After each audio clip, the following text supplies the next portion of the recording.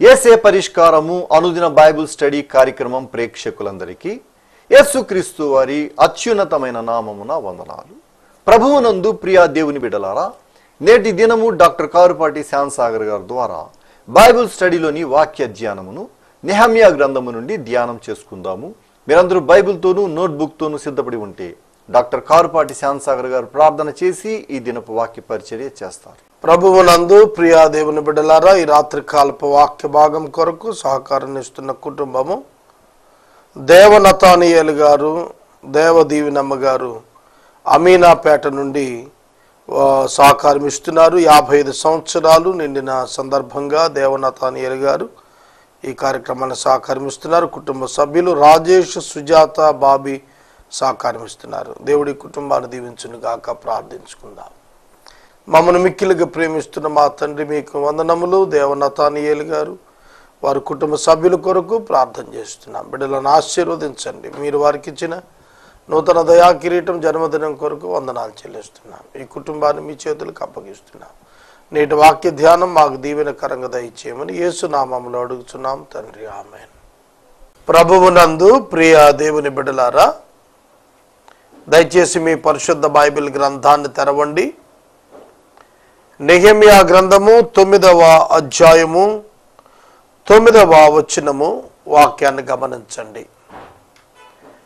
యూదా జనాంగం, ఇశ్రాయేలు ప్రజలు దేవుని యొక్క కృపను, కనికరాన్ని, నమ్మకత్వాన్ని జ్ఞాపకం చేసుకుంటున్నారు. ఆ దినాన 9వ అధ్యాయంలో అబ్రహామును పిలిచిన పిలుపు మొదలుకొని చెరకు వెళ్లే వరకు ఇశ్రాయేలీయుల తీరు తెన్నులు ఆలోచించబడ్డాయి. బైబిల్ గ్రంథంలో పాత నిబంధనలో ఉన్న 39 పుస్తకాలు కూడాను చాలా అద్భుతమైనటువంటి గ్రంథాలు. ఆదికాండం మొదటి 11 అధ్యాయాలు అబ్రహామునకు పూర్వము ఆదాము మొదలుకొని ఉన్న చరిత్ర కనిపిస్తోంది. 12వ అధ్యాయం నుండి అబ్రహామును దేవుడు పిలిచిన విధానం, ఆ తరువాత అతని యొక్క కుమారులు ఇస్సాకు, అతని కుమారుడు యాకోబు, అతని కుమారుడు యోసేపు మూలపితరులుగా ఆదికాండం గ్రంథం రాయబడింది. దేవుడు అబ్రహామునకు వాగ్దానం చేసినట్లుగా ఐగుప్తులో 430 సంవత్సరాలు యూదులను, ఇజ్రాయేలీయులను ఆయన చెరలో ఉంచాడు, పరాయి దేశంలో ఉంచాడు. ఆ తర్వాత వారిని జ్ఞాపకం చేసుకుని మోషే నాయకత్వంలో ఐగుప్తు నుంచి విమోచించి అరణ్యయాత్ర ద్వారా నడిపించి యెహోషువ నాయకత్వంలో వాగ్దాన భూమి కనాను దేశానికి చేర్చాడు. వారితో మాట్లాడాడు, వారికి ధర్మశాస్త్రం ఇచ్చాడు, ప్రవక్తలను ఇచ్చాడు. అంతేకాదు వారికి న్యాయాధిపతులను ఇచ్చాడు. వారు కోరుకున్నప్పుడు రాజులను ఇచ్చాడు. సౌలు, దావీదు, సొలొమోను ముగ్గురు 340 120 ఏళ్ళు పరిపాలన. ఆ తర్వాత రాజ్యం 2గా విడిపోయింది. రెహబాము కాలంలో యెరోబాము ఇజ్రాయేలు 10 గోత్రాలను, 2 గోత్రాలను రెహబాము యెరూషలేమును ఆధారం చేసుకుని వెళ్ళాడు. 722 క్రీస్తు పూర్వం అష్షూరుకు ఇజ్రాయేలీలు చెరగా పోయారు.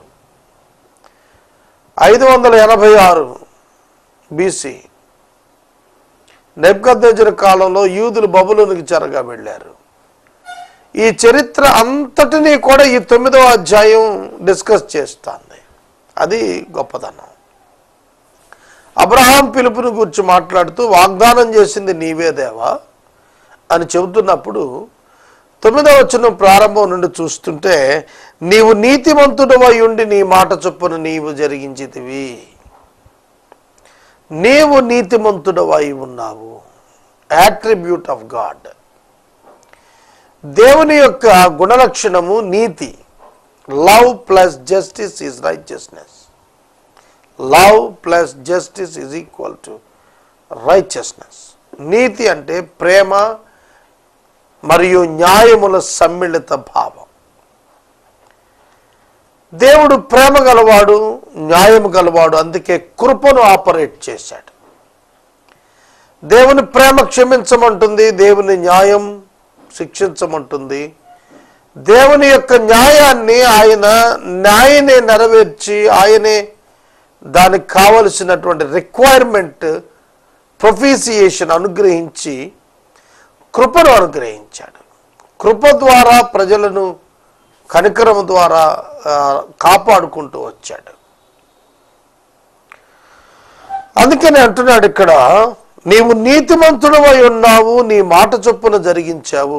ఈ ఒక్క మాట ఒక్కరోజు చెప్పుకోవచ్చు. నీవు నీతిమంతుడవై ఉన్నావు, నీ మాట నీవే జరిగించావు. సోదరుడా, సోదరి,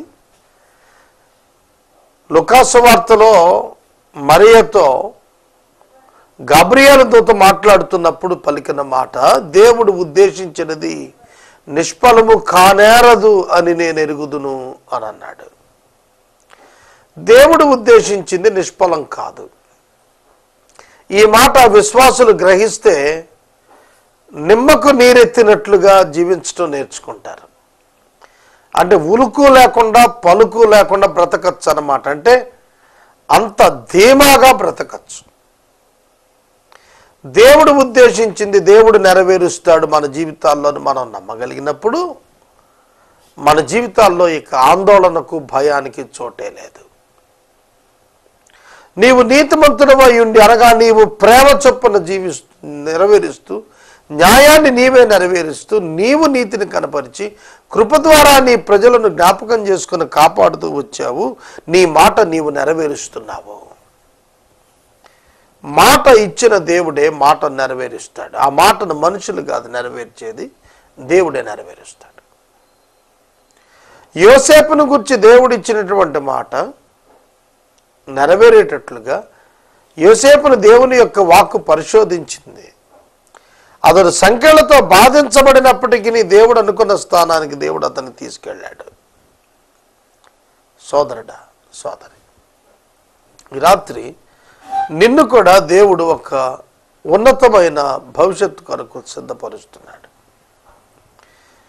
నీవు ఒకవేళ సొలొమోను రాజులా కాకపోవచ్చు, దావీదులాగా కాకపోవచ్చు, అబ్రహాంలా కాకపోవచ్చు, కానీ నీవుగా ఉండగా నీ కొరకైన ప్రణాళిక దేవునికి ఉన్నది.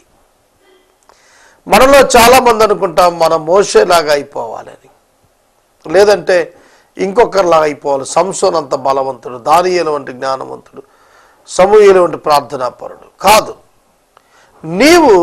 నీవే. You are unique in the sight of God. నువ్వే. శాంతి సాగరే. అతనిని గూర్చిన డిజైనింగ్ ఆయన గూర్చినటువంటిదే.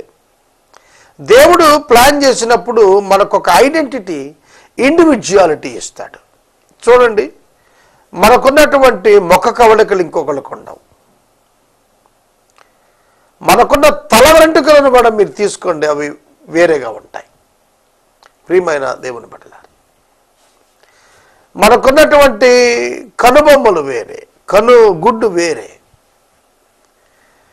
చేతుకున్నటువంటి వేలుముద్రలు వేరే. అంతేకాదు, you are unique one in the universe. విశ్వంలోనే నువ్వు ప్రత్యేకమైనటువంటి వ్యక్తివి. నీలాంటి ఇంకోటి ఉండడం. దేవుడు అంత సెపరేట్గా నిన్ను డిజైన్ చేశాడు. ఒకవేళ మనం భోజనం ఒకటే అయి ఉండొచ్చు, లేకపోతే నివాసం ఒకటే అయి ఉండొచ్చు, అందరు రక్తం ఎర్రగానే ఉండుండొచ్చు, అందరూ మెదడు 1350 గ్రాములే ఉండొచ్చు. That is different. అది కాదు ఇక్కడ విషయం. దేవుడు నీ కొరకు ఒక ప్రణాళిక కలిగి ఉన్నాడు. ఆయన సార్వత్రిక ప్రణాళికలో నీ కొరకు ఆయన ఇండివిజువల్ ఆలోచన, వ్యక్తిగతమైన ఆలోచన ఆయనకు ఉంది. God has his own plan and purpose for you. నీ కొరకు ఆయనకు ఒక ఉద్దేశము, ఆయనకు ఒక ప్రణాళిక నీ నిమిత్తం ఉన్నాయి. అవి ఆయనే నెరవేరుస్తాడు. పశువుల పాకలో నుండి తీసి దావీదును రాజుగా చేసింది ఆయనే. గుంటలో నుండి లేపి చక్రవర్తి స్థానానికి యోసేపును ఎదిగించిన వాడు ఆయనే. సొలొమోనుకు రాత్రి వేళ ప్రత్యక్షమై అపార జ్ఞానాన్ని అనుగ్రహించి విశ్వవిఖ్యాత పేరు ప్రతిష్టలు అనుగ్రహించింది ఆయనే. కనుక ఆయన లేకుండా నీ జీవితం లేదు. ఆయనతో ముడిపడిన జీవితం క్రైస్తవుని జీవితం.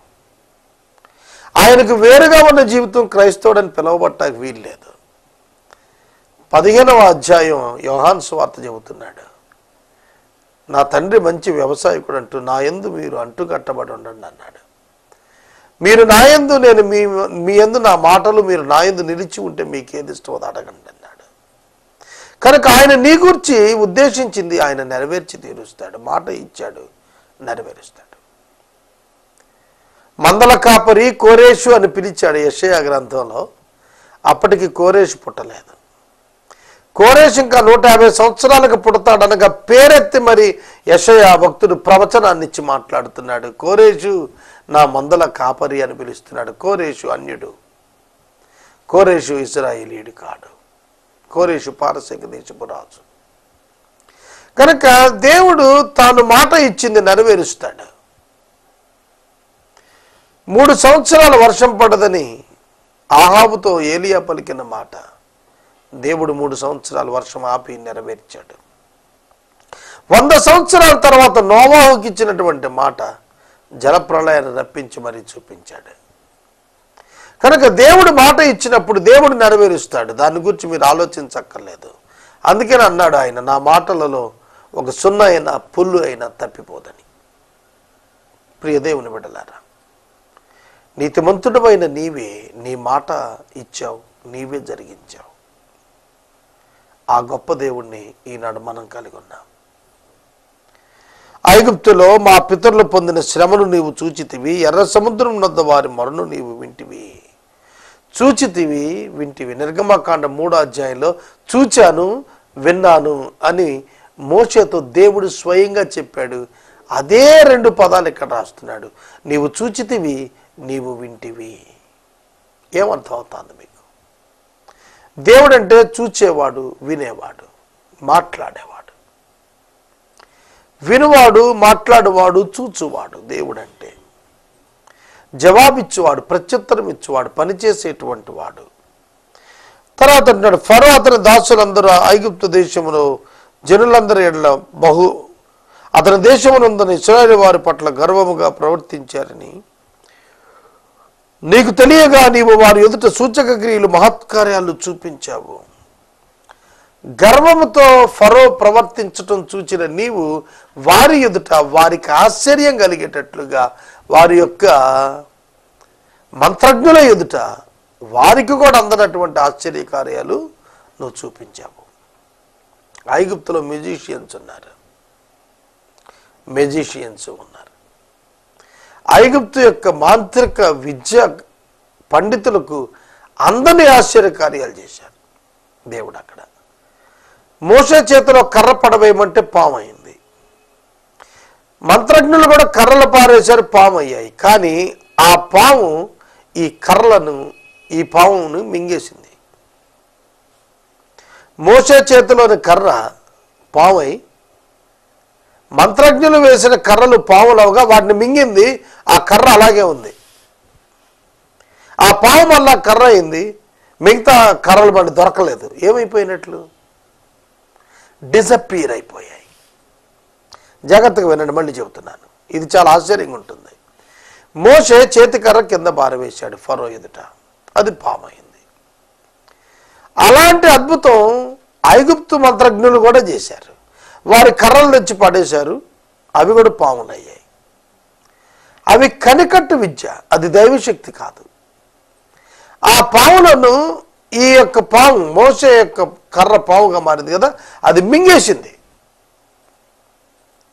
మళ్ళా మోషే దాన్ని తోక పట్టుకున్నప్పుడు అది కర్ర అయిపోయింది. ఈ మంత్రజ్ఞులు వేసిన కర్రలు డిసప్పీర్ అయిపోయాయి. అప్పుడు చెప్పారు వాళ్ళు, ఇది దేవుని శక్తి. మోషే కూడా ఒక మెజిషియన్ అయ్యుంటే కర్రలు అవి బయట ఉండే. ఈ కర్ర పాము కర్రగా మారటం, మళ్ళీ కర్ర పాముగా మారటం, ఇవన్నీ మెజిషియన్ వర్క్స్ అయినట్టయితే మోషే చేసింది మెజిషియన్ వర్క్ కాదు, ఇంద్రజాలం కాదు. మోషే చేసింది దైవశక్తి ప్రదర్శన.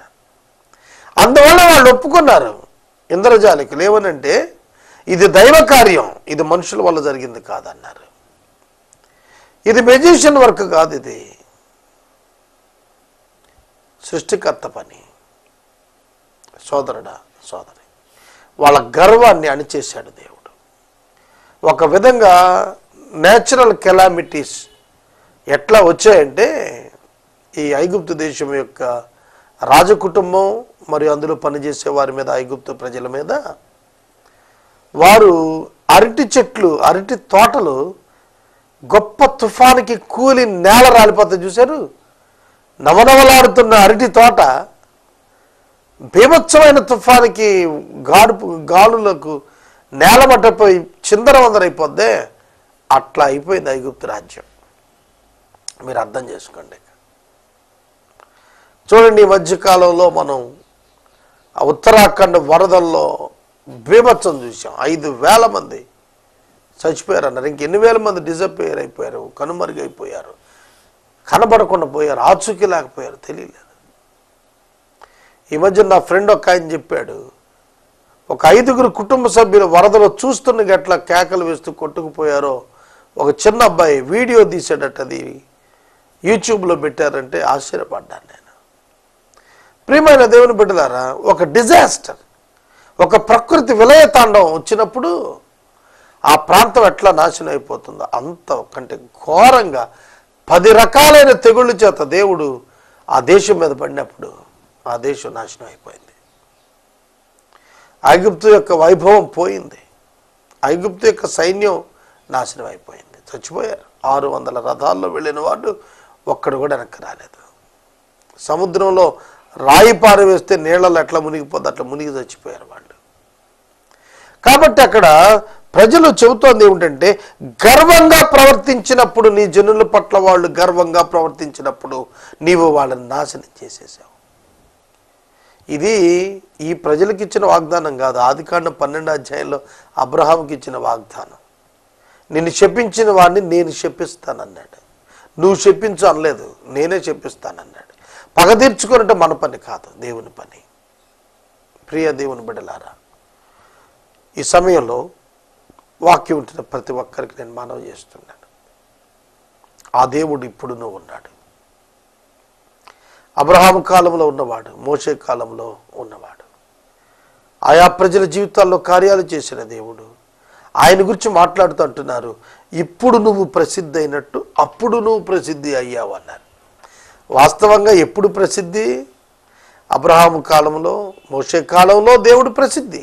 కానీ ఇప్పటి వలె అప్పుడు కూడా అన్నాడు. అంటే ఈ కాలం అనగా చెర నుండి యూదులు బయటకు వచ్చిన తర్వాత చుట్టుపక్కల ఉన్న వారందరికీ కూడాను దేవుడు వారి పక్షంగా ఉన్నాడనేటువంటి భయం కలిగింది.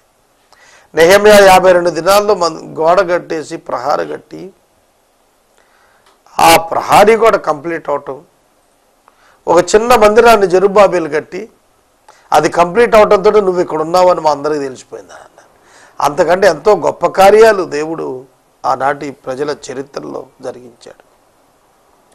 నీ జనుల ఎదుట నీవు సముద్రమును విభాగించినందున సముద్రం మధ్య పొడి నేలను వారు నడిచి వెళ్ళారు. ఒకడు లోతు నీట రాయి వేసినట్లు వారిని తరిమిన వారి అగాధ జలాల్లో నువ్వు పడవేశావు. నీవు పడవేసితివి, అండర్లైన్ చేసుకోండి. నీవు పడవేసితివి దేవా, నీవు పడవేసితివి. ఎవరిని? నీ ప్రజలను తరిమిన వారిని. తరమబడిన వారు పడలేదు, తరిమిన వారు పడిపోయారు. విచిత్రంగా ఉంది కదా. తరిమిన వారు బలవంతులు, తరమబడిన వారు బలహీనులు. కానీ తరమబడిన వారు తప్పించుకున్నారు, తరిమిన వారు మాత్రం లోతైన నీట రాయి పడితే మునిగిపోయినట్టుగా సముద్ర అగాధములో మునిగి చనిపోయారు. సోదరుడా సోదరి, నిన్ను తరుముతున్న వారు పడిపోతారు, కూలిపోతారు, నాశనం అవుతారు, కనుమరుగవుతారు, తెరమరుగవుతారు. ఈ విశ్వాసం మనలో కావాలి.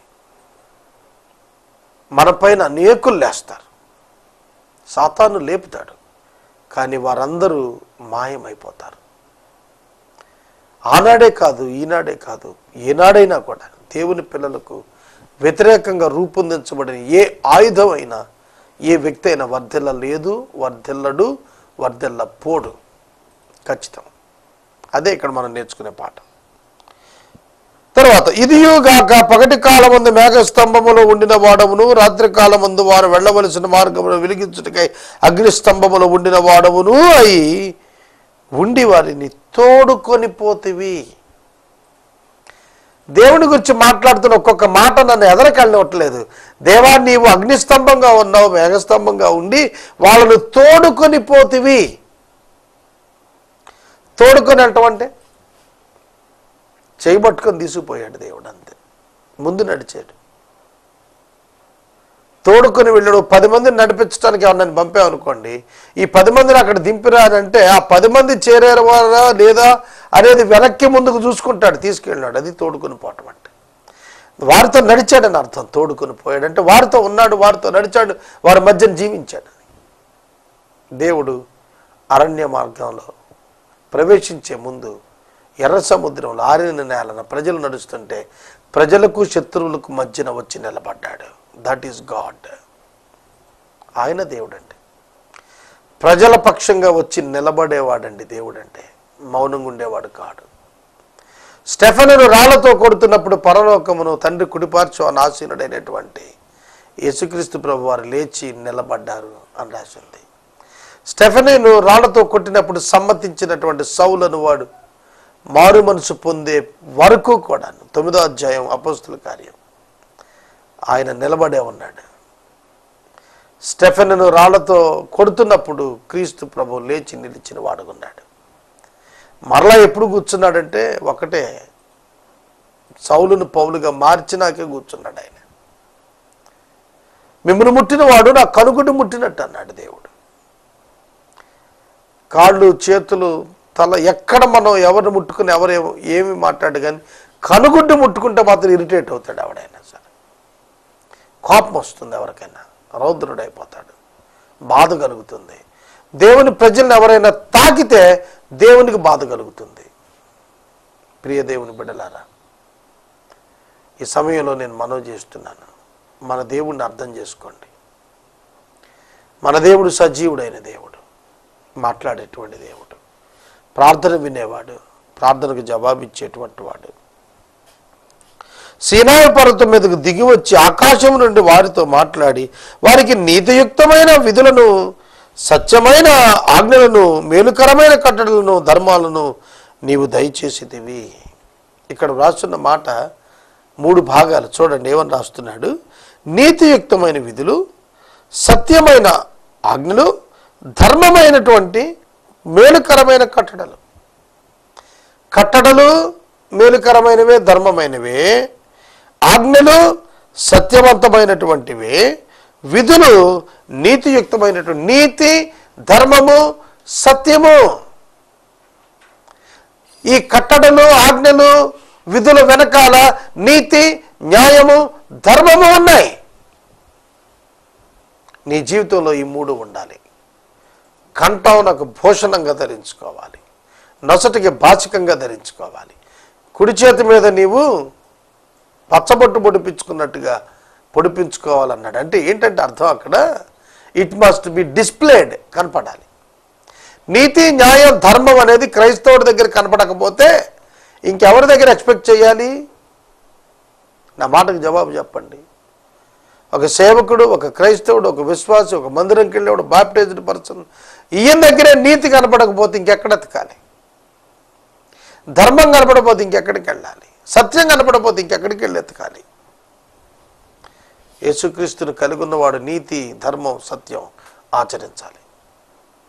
వాటి కొరకే కట్టడలు, విధులు, ఆజ్ఞలు ఇవ్వబడ్డాయి. వాటి వెనకాల సూత్రం నీతియుక్తమైనటువంటిది, సత్యవంతమైనటువంటిది, ధర్మంతో కూడినటువంటిది. కాబట్టి ఇది ఎప్పుడైతే మనం చేస్తామో అప్పుడే మన జీవితాలు వెలుగులోకి వస్తే ఆశీర్వదించబడతాయి. నీవు వారికి పరిశుద్ధమైన విశ్రాంతి దినం ఆచరించడానికి ఇచ్చి నీ దాసుడైన మోషే ద్వారా ఆజ్ఞలు కట్టడం ధర్మశాస్త్రం నియమించే వారికి ఆఖరి 14 వచనంలో అంటాడు, పరిశుద్ధమైన విశ్రాంతి దినం ఆచరించడానికి ఆజ్ఞ ఇచ్చావు అన్నాడు. విశ్రాంతి దినమునకు ప్రభు క్రీస్తు విశ్రాంతి దినాచారం యూదుల వరకు మాత్రమే, క్రైస్తవునికి చెందింది కాదు. క్రైస్తవుడు ఎప్పుడైనా విశ్రాంతి తీసుకోవచ్చు, ఎప్పుడైనా పని చేయొచ్చు, అతనికి స్వేచ్ఛ ఉంది. యేసుక్రీస్తునందు ధర్మశాస్త్రం నెరవేర్చబడి తొలగించబడింది. యేసుక్రీస్తునందు ఉన్నటువంటి స్వాతంత్రం మనల్ని మరింత బాధ్యులుగా చేసింది. మనం మరింత బాధ్యులం అయ్యాం యేసుక్రీస్తునందు. కనుక ధర్మశాస్త్రం కొట్టివేయబడింది కాబట్టి ధర్మశాస్త్రంలో ఉన్న ఆనాడిచ్చిన 4వ ఆజ్ఞ విశ్రాంతి దిన ఆచారం ఈ దినం మనకు లేదు. క్రైస్తవుడు విశ్రాంతి దినాచారం పాటించాల్సిన పని లేదు. మారు మనసు పొంది రక్షించబడాలి. ఈ రాత్రి వాక్యాన్ని ఇక్కడ నేను నిలుపుదల చేస్తూ ఉన్నాను. 15వ వచనంలో చాలా మంచి మాటలు రాసి ఉన్నాయి. రేపటి వాక్య ధ్యానంలో దీన్ని మనం ధ్యానం చేద్దాం. ఎపిసోడ్ సహకారులు కావాలను, దయచేసి ముందుకు రండి. మనము ఇంతవరకు డాక్టర్ కారుపాటి శ్యామ్ సాగర్ గారి ద్వారా బైబిల్ స్టడీలోని వాక్య ధ్యానమును నెహెమ్యా గ్రంథము నుండి ధ్యానం చేసుకున్నాం. ఈ కార్యక్రమం ద్వారా మీరు పొందుకొనుచున్న ఆత్మీయ మేలులు ఒక ఉత్తరం ద్వారా మాకు తెలియచేయండి. మీ ప్రార్థనా మనవులు మాకు తెలియచేస్తే ఏసే పరిష్కారం కార్యాలయంలో ఏర్పాటు చేసిన ప్రత్యేక ప్రార్థనా శిబిరంలో మీ కొరకు ప్రార్థిస్తాం. మీ కుటుంబ పక్షముగా ఒక ఎపిసోడ్ ప్రసారం చేయాలనుకున్నారు మాకు తెలియచేస్తే మా సిబ్బంది మీ గృహాలను దర్శిస్తారు. ముగింపు ప్రార్థన ఆశీర్వాదాలతో ఈ కార్యక్రమాన్ని ముగించుకుందాం. ప్రభువునందు ప్రియా దేవుని బిడ్డలారా, ఈ రాత్రి కాలపు వాక్య భాగమునకు సహకారం ఇస్తున్న కుటుంబం అమీనాపేట వాస్తవ్యులు దేవ నతానియేలు గారు, దేవ దీవినమ్మ గారు. దేవ నతానియేలు గారికి 55 సంవత్సరాలు నిండిన సందర్భంగా కుటుంబ సభ్యులు రాజేష్, సుజాత, బాబీ సహకారం ఇస్తున్నారు. దేవుడి కుటుంబాన్ని దీవించును గాక. నూతన ఎపిసోడ్ సహకారులు కావాలను ప్రార్థించండి. ప్రార్థన. మమ్మల్ని మిక్కిలుగా ప్రేమిస్తున్న మా ప్రియ తండ్రి మీకు వందనాలు. వాక్యం విన్న బిడ్డలను దీవించండి. దేవ నతానియేలు గారు, దేవ దీవినమ్మ గారు, వారి కుటుంబ సభ్యులను ఆశీర్వదించండి. మా రక్షకుడైన యేసయ్య ద్వారా ప్రార్థిస్తున్నాం తండ్రి, ఆమేన్. మన తండ్రి అయిన దేవుని ప్రేమ, కుమారుడైన యేసయ్య కృప, పరిశుద్ధాత్మని అన్యోన్య సహవాసం సదాకాలం మనందరికీ తోడై ఉండును గాక. ఆమేన్.